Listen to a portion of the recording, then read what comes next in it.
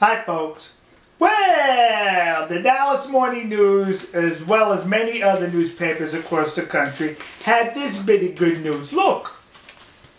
See, we done did in one of them there terrorists. We eliminated him, kids. He was on the business end of an American projectile. That's him, kids. On the receiving end of American ballistics. And you know, folks, on the surface, I have no problem with killing these terrorists outright.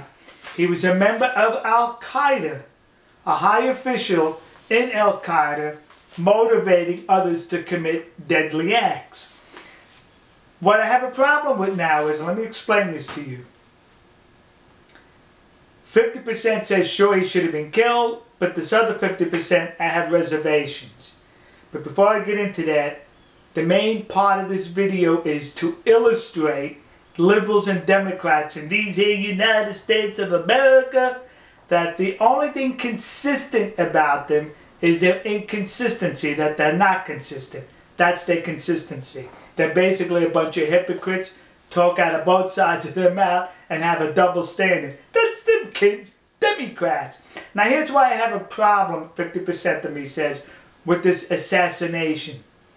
He's an American citizen, or was an American citizen.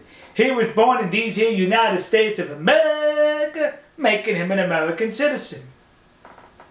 Yet he was on the list of 20 other Americans which the regime will not disclose who the other 19 are, targeted for assassination for his role as a terrorist and a leader in Al-Qaeda. So he was targeted.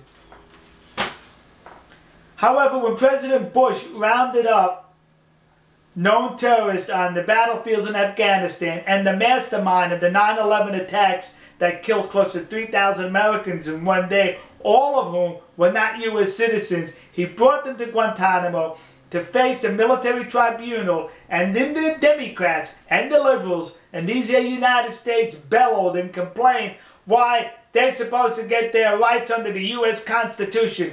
Everybody's entitled to it. They should go in front of a civilian court, not a military tribunal. You're violating their constitutional protection guarantees. So says these liberals. Well, where was his? And this guy's an American citizen. Where is his right to due process as protected under the Constitution of the United States? And when in the history of this country did a president target an American citizen for assassination? And here's another interesting little tidbit. His father knew he was on the hit list. He goes to a federal court asking to have his son's name removed from the hit list. And the federal judge says to him, get lost. If you want his name removed, he has to come to the United States in front of a federal court and plead his own case. Now, how can this guy come to the very country to plead his case where there's a hit list out on him?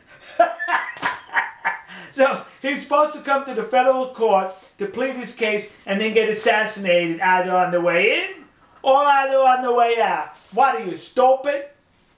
Folks, like I said, yes, he's a terrorist. He deserves to be murdered. But the part of him being an American citizen and deprived of his due process under our constitutional protections, which is glowing here, is muted on the part of liberals and Democrats. Whereas we get the mastermind of 9/11, they insist he must have a civilian trial.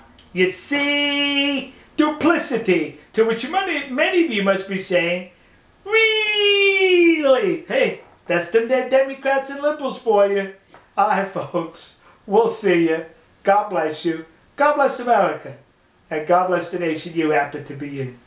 See ya.